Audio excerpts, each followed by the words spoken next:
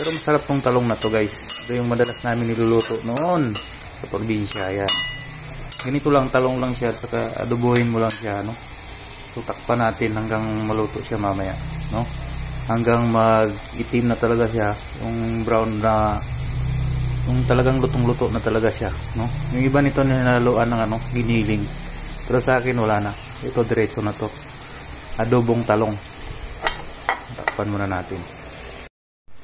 Oh, sarap, bango. So ito guys, marami-raming mantika nito guys ang nilagay ko dito. Tapos tuyo, tapos konting magic sarap at nilagyan ko ng suka sa niyog. Ayan. Para mas mabango siya. Yan, tingnan mo, oh. Sarap na. Malapit na siya maluto. Ayan guys, malapit na siya maluto.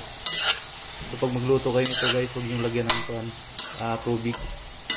Ayan, medyo naitim na siya. Huwag kayo maglagay ng tubig pag nagluluto kayo nito. Ayan, parang piniprito siya na adobo ba. Sarap nito guys. Mapaparami ka ng kain nito.